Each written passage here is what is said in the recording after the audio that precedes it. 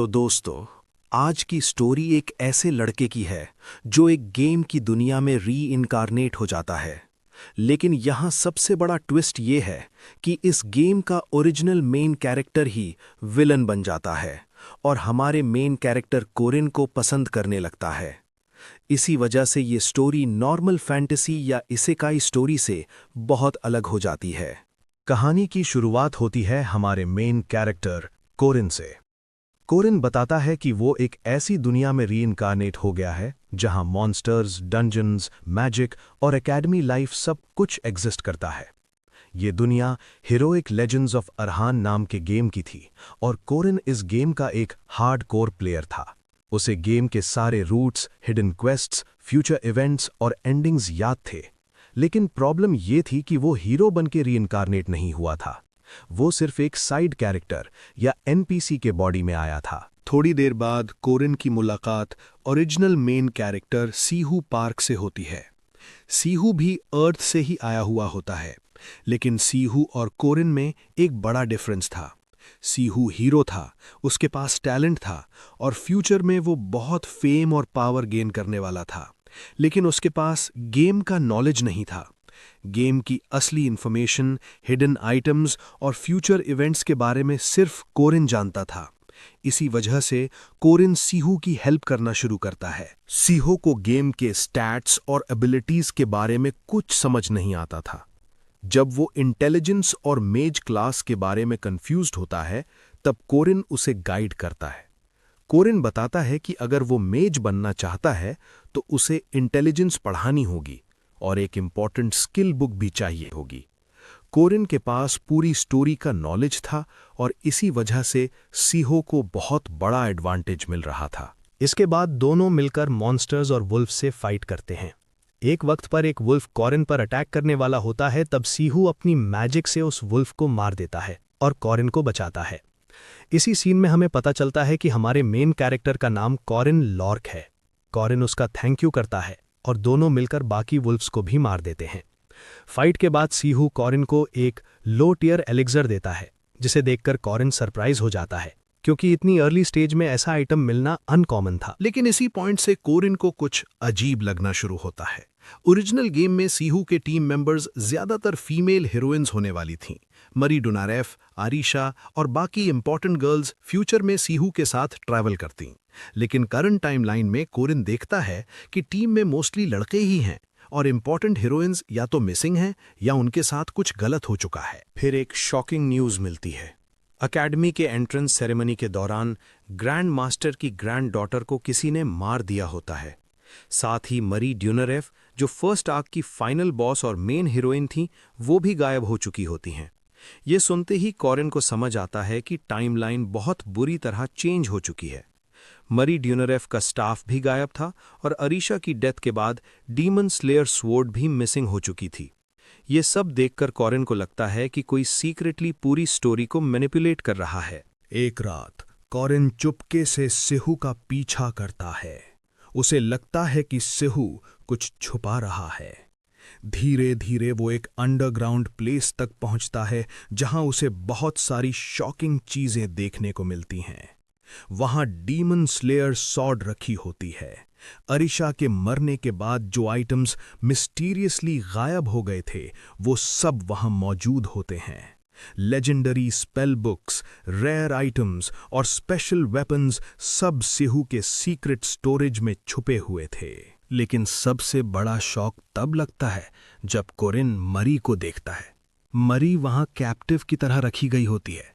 कोरिन सीहू से पूछता है कि तुमने तो बोला था मरी गायब हो गई है, फिर वो यहां क्या कर रही है? तब सीहू अपना असली नेचर दिखाता है। वो कहता है कि मरी कोई रियल ह्यूमन नहीं है, वो सिर्फ एक डीमन है और उसके ब्लड को वेस्ट करना बेकार है, इसलिए वो उसका यूज कर रहा है। सीहू बताता है कि जो हाई क्लास वैम्पायर ब्लड कोरिन ने वुल्फ फाइट के बाद पिया था, वो भी मरी की वजह से पॉसिबल हुआ था। कोरिन को समझ नहीं आता कि सीहू इतना क्रूएल कैसे हो गया। जब वो पूछता है कि तुमने ऐसा क्यों किया, तब सीहू कहता है कि ये सब स्टोरी को और बेटर बनाने के लिए किया गया है। उसके लिए मरी, अरीशा और बाकी सब लोग बस एनपीसीज थे, उनकी कोई रियल वैल्यू नहीं थी। सीयू कहता है कि एनपीसीज को यूज करना ही बेस्ट स्ट्रैटेजी है। तब कोरिन का गुस्सा कंट्रोल के बाहर चला जाता है। वो सीहू से पूछता है कि तुमने कितने लोगों को मारा है। सीहू कैजुअली जवाब देता है कि सिर्फ 3 और लोगों को मारने के बाद काउंट 8000 हो जाएगा और मरी को वो ऑलरेडी लाखों बार हर्ट कर चुका है। ये सुनते ही कोरिन को रियलाइज होता है कि सीहू सच में एक मॉन्स्टर बन चुका है।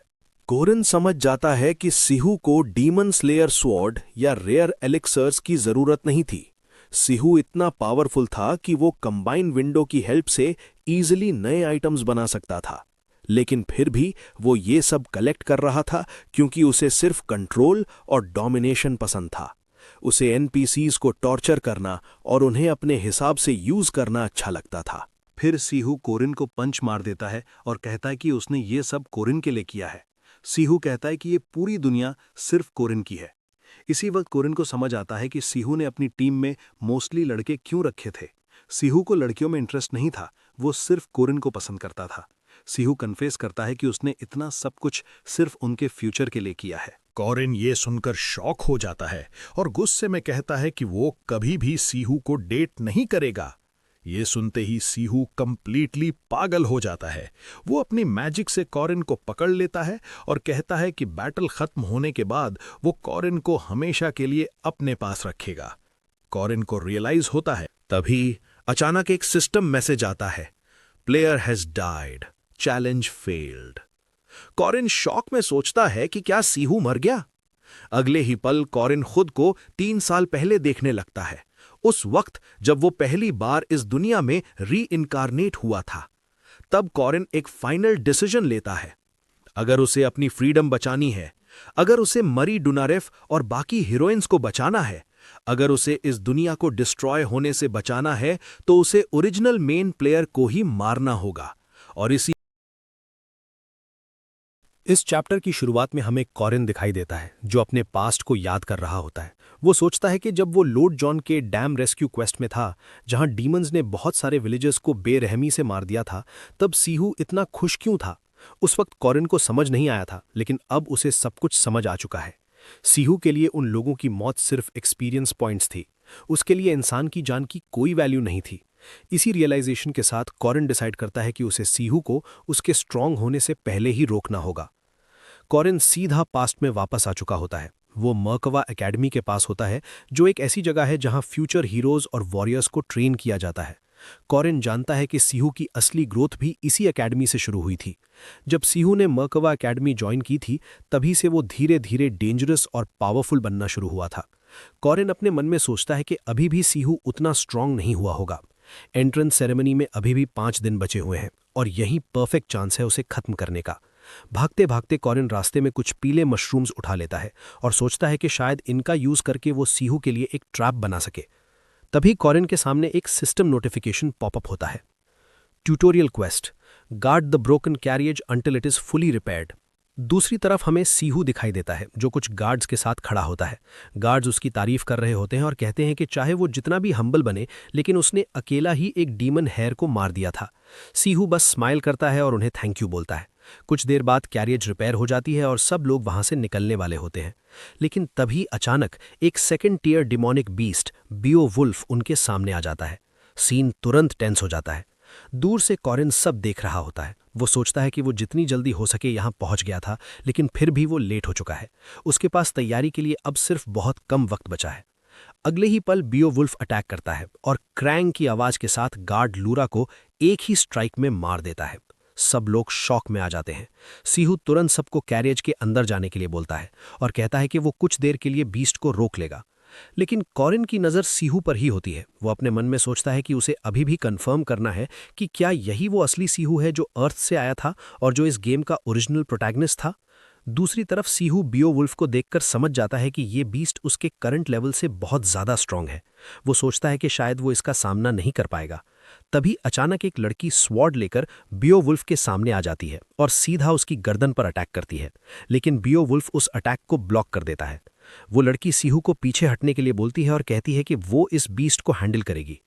यहीं पर हमें पता चलता है कि वो लड़की और कोई नहीं बल्कि डीमन स्लेयर ब्लेड की ओनर एरिशा एडेन है। एरिशा इस गेम की एक बहुत ही इंपॉर्टेंट कैरेक्टर है। सीहू एरिशा को देखकर अंदर ही अंदर टेंस हो जाता है। वो सोचता है कि इस नॉर्मल ट्यूटोरियल क्वेस्ट के अंदर भी एक हिडन ईस्टर एग था। अगर एरिशा यहां मर जाती है तो उसकी लेजेंडरी डीमन स्लेयर ब्लेड सीहू के हाथ लग सकती है।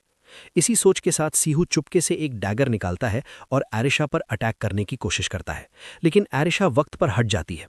कॉरिन ये सब देख लेता है और तुरंत समझ जाता है कि यही वो असली सीहू है, एक ऐसा इंसान जो पावर के लिए किसी को भी मार सकता है। एरिशा गुस्से में सीहू से पूछती है कि वो क्या करने वाला था। सीहू तुरंत एक्टिंग करता है और कहता है कि उसका हाथ स्लिप हो गया था। तभी बियोवुल्फ दोबारा एरिशा पर अटैक करता है, लेकिन एरिशा उसका अटैक ब्लॉक कर लेती है। कॉरिन तुरंत सिचुएशन को समझ जाता है। अगर एरिशा इस क्वेस्ट में मर गई तो डीमन स्लेयर ब्लेड सीधा सीहू के हाथ में चली जाएगी।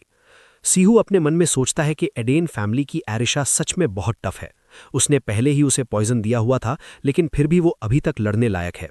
अगले ही मोमेंट एरिशा कॉन्सेंट्रेट करके अपनी स्पेशल स्किल यूज करने की तैयारी करती है। सीहू तुरंत समझ जाता है कि अगर एरिशा ने अपनी स्किल यूज कर ली तो वो बियोवुल्फ को मार देगी, और वो यही नहीं चाहता। सीहू एक और डैगर एरिशा की तरफ फेंकता है, लेकिन इस बार एरिशा उस अटैक को क्लियरली देख लेती है और ब्लॉक कर देती है। वो सीधा सीहू की तरफ देखकर कहती है कि उसे पहले ही समझ आ गया था कि पहला अटैक एक्सीडेंट नहीं था। इसी बीच बियोवुल्फ फिर से अटैक करने आता है, लेकिन एरिशा उस बीस्ट को अपनी स्वॉर्ड से सीधा स्टैब करके मार देती है। बीस्ट मर जाता है, लेकिन एरिशा भी खुद खून में लथपथ जमीन पर गिर जाती है। एरिशा को उस हाल में देखकर सीहू के चेहरे पर एक खतरनाक स्माइल आ जाती है। वो चिल्लाता है, ऑसम, डीमन स्लेयर स्वॉर्ड अब सिर्फ मेरी है। उसके बाद सीहू सोचता है कि वो एरिशा को मारकर और भी ज्यादा एक्सपीरियंस पॉइंट्स ले सकता है। उसके लिए एरिशा भी सिर्फ एक एनपीसी थी। लेकिन जैसे ही वो एरिशा को खत्म करने के लिए उसकी तरफ बढ़ता है, तभी एक पोटली भर येलो पाउडर उसके चेहरे पर गिर जाता है। सीहू तुरंत चिल्लाता है और पूछता है कि ये किसने किया। वो गुस्से में कहता है कि उसे पता है कोई आसपास छिपा हुआ है और सामने आए, लेकिन तभी उसके सामने कुछ जंगली खरगोश जैसे डिमोनिक बीस्ट्स आ जाते हैं। यहाँ कॉरिन का प्लान रिवील होता है। कॉरिन बताता है कि जो पीले मशरूम्स कॉरिन ने रास्ते में उठाए थे, उनका पाउडर डिमोनिक बीस्ट्स को अट्रैक्ट करता है। जब सीहू उन बीस्ट्स को मारने में बिजी हो जाता है, तब कॉरिन डिसाइड करता है कि वो एरिशा को लेकर वहां से भाग जाएगा, लेकिन उसके भागने से पहले ही सीहू पीछे से आवाज लगाता है, तुम कौन हो? कॉरिन शॉक में सोचता है कि सीहू ने सिर्फ 1 मिनट के अंदर 3 डिमोनिक बीस्ट्स को मार दिया। क्या डीमन स्लेयर ब्लेड इतनी पावरफुल है, या फिर सीहू ऑलरेडी उससे ज्यादा डेंजरस है जितना कॉरिन ने सोचा था? फिर सीहू कॉरिन का चेहरा देख लेता है। उसके चेहरे पर एक अजीब सी स्माइल आ जाती है। वो धीरे से बोलता है, कॉरिन, तुम यहां क्या कर रहे हो? और इसी सस्पेंसफुल मोमेंट के साथ चैप्टर एंड हो जाता है। यहां पर इस कोरिन के सामने खड़ा सीहू उसे गुस्से भरी नजरों से देखता है और पूछता है, तुम यहां क्या कर रहे हो? कोरिन उसकी तरफ देखते हुए अपने मन में सोचता है, लगता है सीहू को अपनी पास्ट मेमोरी याद नहीं है। मेरे लिए ये अच्छा है। कोरिन धीरे से बोलता है, हे सीहू, अगर तुम ऐसे स्वॉर्ड पकड़कर रखोगे तो तुम किसी को हर्ट कर दोगे। जैसे ही सीहू उसकी बात सुनने लगता है, कोरिन अचानक उसकी आंखों में धूल फेंक देता है और तुरंत वहां से भागने लगता है। सीहू जोर से चिल्लाता है, तुम मर जाओगे स्कमबैग कोरिन। कोरिन भागते हुए सोचता है, अगर सीहू का एक भी अटैक मुझे लग गया तो मैं पक्का मर जाऊंगा। उसका फिजिकल स्टैट मेरे से बहुत ज्यादा पावरफुल है। तभी कॉरिन अपना छोटा डैगर निकालता है और सीहू पर हमला करने के लिए उसकी तरफ दौड़ता है। कॉरिन को पता था कि सीहू की सबसे बड़ी वीकनेस उसकी नेक है। कॉरिन बोलता है, मुझे पता है, अगर तुम्हारी नेक में एक भी प्रॉपर अटैक लग गया तो तुम मर जाओगे। बहुत सारी कोशिशों के बाद कॉरिन फाइनली सीहू की गर्दन पर एक गहरा अटैक कर देता है, लेकिन सीहू अभी भी पूरी तरह से नहीं गिरा था। कॉरिन तुरंत अपना दूसरा डैगर निकालता है और उसकी तरफ फिर से अटैक करने के लिए बढ़ता है। सीहू अपने हाथ से उस अटैक को रोकने की कोशिश करता है, लेकिन कॉरिन का डैगर उसके हाथ को पार करता हुआ सीधा उसकी गर्दन में घुस जाता है। एक पल के लिए सब कुछ शांत हो जाता है। सीहू जमीन पर गिर जाता है और उसकी डेथ हो जाती है। कॉरिन उसकी बॉडी के सामने खड़ा होता है और धीरे से बोलता है, थैंक यू पास्ट में मेरी हेल्प करने के लिए। अब मुझे कोई रिग्रेट नहीं है। तभी कॉरिन के सामने एक सिस्टम मैसेज पॉपअप होता है, main player Sihu Park has died. Alternate player analysing. Backup loaded successfully. Korin Lock is now the new main character. Korin shock में उस मैसेज को देखता रह जाता है। वो धीरे से बोलता है, मेन प्लेयर मर गया और अब मैं न्यू एमसी हूं। उसके सामने और भी मैसेजेस आने लगते हैं। सब player authority granted, system window access partially unlocked. Korin हैरान हो जाता है क्योंकि अब वो भी सिस्टम के कुछ फीचर्स यूज कर सकता था। तभी उसकी नजर अरीशा पर पड़ती है। अरीशा बुरी तरह इंजर्ड थी। उसके बॉडी में पॉइजन फैल रहा था और एक वेयरवुल्फ के अटैक की वजह से वो बहुत वीक हो चुकी थी। कॉरिन तुरंत उसके पास जाता है और बोलता है, क्या तुम ठीक हो? पॉइजन डैगर और वेयरवुल्फ के अटैक से बचना इतना इजी नहीं होता। तुम बहुत स्ट्रांग हो। कॉरिन नोटिस करता है कि अरीशा के बॉडी के अंदर अभी भी वेयरवुल्फ का फैंग अटका हुआ है। वो तुरंत बोलता है, थैंक गॉड, फैंग अभी भी अंदर अटका हुआ है, इसी वजह से ब्लीडिंग स्लो हो गई है। कॉरिन अपना बेल्ट निकालता है और अरीशा के हाथ पर टाइटली बांध देता है ताकि पॉइजन पूरी बॉडी में स्प्रेड ना हो। फिर कोरिन सीहू की डेड बॉडी की तरफ देखता है और बोलता है, मैं नहीं चाहता कि एक्सीडेंटली अरीशा मुझे बाइट कर ले। ये सोचकर कोरिन सीहू का एक हाथ काट लेता है और अरीशा को उसे बाइट करने देता है ताकि उसका पॉइजन कंट्रोल में रहे। उसके बाद कोरिन अपनी शर्ट उतारता है, अरीशा को अपनी बाहों में उठाता है और जंगल से बाहर ले जाता है। रात हो चुकी थी। कोरिन एक सेफ जगह पर कैंप फायर जलाता है और एंटीडोट बनाना शुरू करता है। वो धीरे से बोलता है, मैं नहीं चाहता कि कोई इतनी इजीली मर जाए। कुछ देर बाद अरीशा आंखें खोलती है और कोरिन की तरफ देखते हुए पूछती है, तुमने मेरी जान बचाई, तुम्हारा नाम क्या है? कोरिन उसकी तरफ देखे बिना बोलता है, तुम्हें जानने की जरूरत नहीं है, बस रेस्ट करो। जब एंटीडोट रेडी हो जाएगा तब मैं तुम्हें उठा दूंगा। अरीशा चुप हो जाती है। कोरिन अपने मन में सोचता है, जितने कम लोग मेरे बारे में जानेंगे उतना मेरे लिए अच्छा होगा। अभी मुझे अपनी सिचुएशन को प्रॉपरली एनालाइज करना होगा।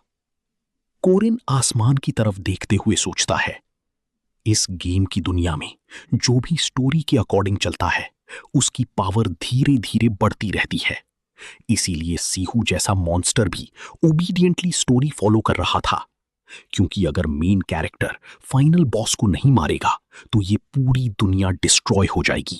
कोरिन थोड़ा रुकता है और फिर बोलता है, लेकिन अब मेन कैरेक्टर मर चुका है और मैं न्यू एमसी बन गया हूं, पर फिर भी मैं सिस्टम विंडो को प्रॉपरली यूज क्यों नहीं कर पा रहा? क्या मैं एमसी बनने के बाद भी स्पेशल प्लेयर एबिलिटीज यूज नहीं कर पाऊंगा? कोरिन थोड़ा एक्साइटेड होता है। वो बोलता है, अगर मैं सिस्टम फीचर्स को पूरी तरह यूज नहीं कर सकता तो मुझे वो पावर्स यूज करनी होंगी जो सिस्टम के बाहर एग्जिस्ट करती हैं। मैंने पिछले 3 सालों में इसी चीज के लिए प्रिपेयर किया था। तभी कोरिन जमीन पर एक मैजिक सर्कल ड्रॉ करता है। वो स्माइल करता है और बोलता है, नाइस, अभी भी ये काम कर रहा है। ये है रूइंस मैजिक। रूइंस एक टाइप के एंशिएंट लेटर्स होते हैं जो मैजिकल पावर कंटेन करते हैं। इस दुनिया में 3 तरह के रूइंस होते हैं। कोरिन अपने हाथ पर पहला रूइन ड्रॉ करता है। ये पावर रूइन है। ये मुझे एक्स्ट्रा ऑर्डिनरी स्ट्रेंथ देगा। लेकिन हर रूइन का एक डाउनसाइड होता है। अगर मुझे ये स्ट्रेंथ चाहिए तो मुझे चिकन खाना परमानेंटली छोड़ना पड़ेगा। जैसे ही रून एक्टिवेट होता है, एक सिस्टम मैसेज पॉपअप होता है, if duty is broken, Korin will receive a penalty.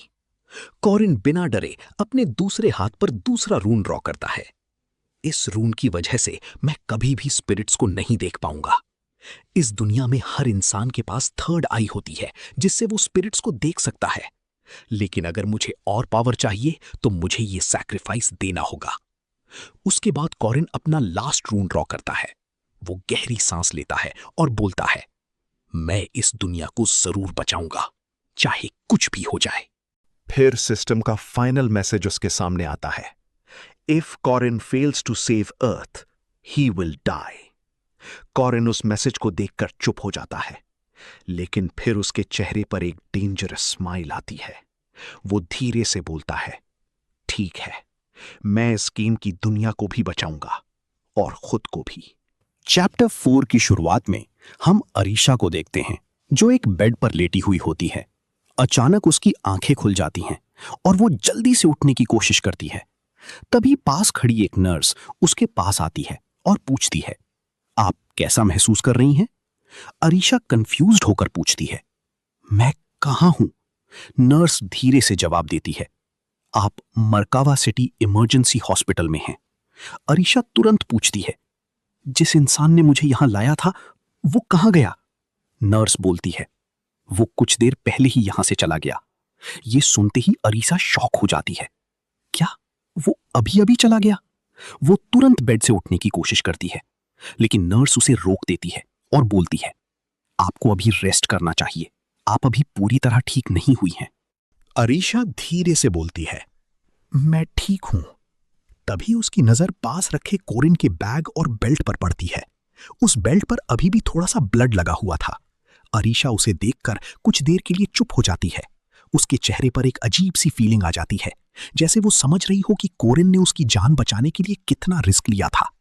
फिर अरीशा अचानक नर्स की तरफ देखकर पूछती है, क्या यहां आसपास कोई जगह है जहां हनी बॉम्ब कैंडीज मिल सकती हैं? नर्स हैरान होकर बोलती है, आप अभी भी डरी हुई हैं और आपको अभी कैंडी चाहिए? आपको पहले प्रॉपरली रिकवर करना चाहिए। ट्यूटोरियल क्वेस्ट के 4 दिन बाद मरकावा अकेडमी की एंट्रेंस सेरेमनी शुरू होती है। तभी हमें कोरिन दिखाई देता है, जो अपना स्टूडेंट आईडी चेक कर रहा होता है। वो धीरे से बोलता है, मुझे देखने दो, मुझे अभी भी स्टूडेंट आईडी कार्ड की जरूरत है। जब कोरिन अपना पर्स खोलता है तब उसे अंदर एक पुराना लेटर मिलता है। वो लेटर देखकर थोड़ा कंफ्यूज हो जाता है और बोलता है, मुझे याद नहीं आ रहा ये लेटर मुझे किसने दिया था। कोरिन धीरे से लेटर खोलता है। उस लेटर के अंदर लिखा होता है, माय डियर सन, मैं आशा करती हूं कि तुम एक दिन जरूर ग्रेट गार्डियन बनोगे, तुम हम सबको प्रोटेक्ट करोगे। ये पढ़कर कोरिन कुछ देर के लिए चुप हो जाता है। वो धीरे से बोलता है, उन्होंने ये लेटर मेरे पर्स में कब रखा था? तभी हमें बताया जाता है कि कोरिन एक ऑर्डिनरी लड़का था, लेकिन उसके पास एक बहुत लविंग फैमिली थी। कोरिन अपने मन में सोचता है, जब मैं पहली बार इस बॉडी में आया था तब मुझे एडजस्ट करने में बहुत टाइम लगा था, लेकिन फिर भी ये लोग मुझे अपने फैमिली मेंबर की तरह ट्रीट करते रहे। शायद यही मेरे और सीहू के बीच सबसे बड़ा डिफरेंस है। कोरिन के पास लोग थे जो उससे सच में प्यार करते थे, और शायद इसी वजह से वो सीहू से ज्यादा इमोशनली स्ट्रांग था। तभी हमें मरकावा एकेडमी का सीन दिखाया जाता है। वहां बहुत सारे नए स्टूडेंट्स आए हुए होते हैं। सब लोग एकेडमी को देखकर शौक और एक्साइटमेंट से भर जाते हैं।